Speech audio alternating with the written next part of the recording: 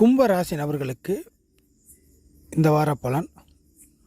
கும்பராசி நபர்களை பொறுத்தவரை கிட்டத்தட்ட சில வெளிப்படையான சில நன்மைகளை நீங்கள் பெறக்கூடிய ஒரு வாரமாக இருக்கும்.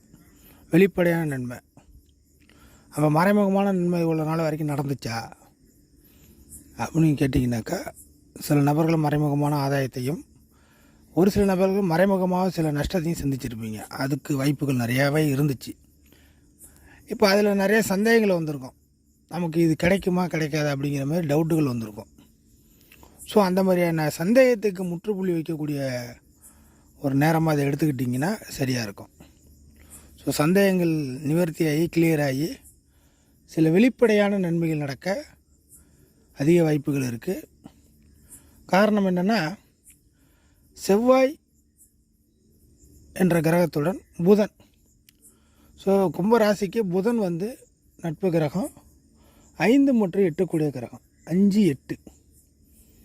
5 என்பது நீங்கள் செய்யக்கூடிய புண்ணியம் அல்லது பாவத்தின் அடிப்படையில் உங்களுக்கு கிடைக்கக்கூடிய நன்மை தீமையை குறிக்கக்கூடிய ஒரு இடம். அது சம்மந்தப்பட்ட கிரகம் 9ல் வருது.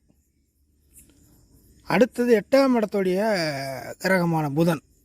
5க்கும் 8க்கும் ஒரே கிரகம் தான் இல்லையா? அந்த 8ஆம் இடத்துக்கு உள்ள கிரகமும் 9ல் வருது. 9ல் வர்றது மட்டும் இல்லாமல் அங்கே வாழ்வாதாரத்தை தீர்மானிக்கக்கூடிய செவ்வாயுடன் இணையிறதுனால சில விஷயங்கள் மறைந்து கிடக்கிறது, வராமல் இருக்கிறது, நின்று போனது, தெரியாமல் இருக்கிறது, இந்த மாதிரியான சில விஷயங்கள் எல்லாமே உங்களுக்கு வெளிப்படையான சில நன்மைகளாக மாறும். சில விஷயங்கள் தெரிய வரும்.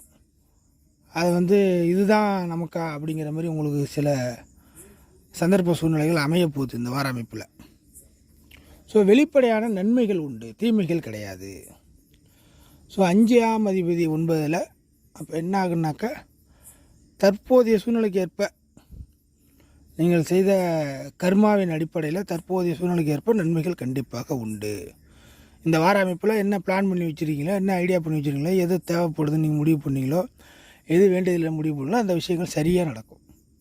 உங்கள் மனசுக்குள்ளே வரக்கூடிய நிகழ்வுகள் சொல்லுவாங்களா, கனவு கண்டது பழிச்சிச்சு அப்படிங்கிற மாதிரி. ஸோ நீங்கள் நினச்சிக்கிட்டே அந்த விஷயங்கள் நடக்கும் அப்படிங்கிற விஷயத்த தெளிவாக நீங்கள் எடுத்துக்கலாம். சனியின் வக்கர அமைப்புகளும் குறைய வருது.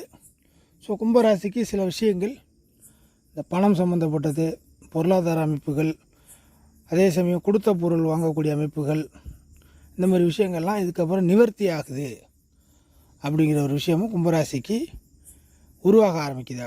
ஒரு வாரமாக இந்த வாரத்தை கன்சிடர் பண்ணிக்கிங்க, சரியாக இருக்கும்.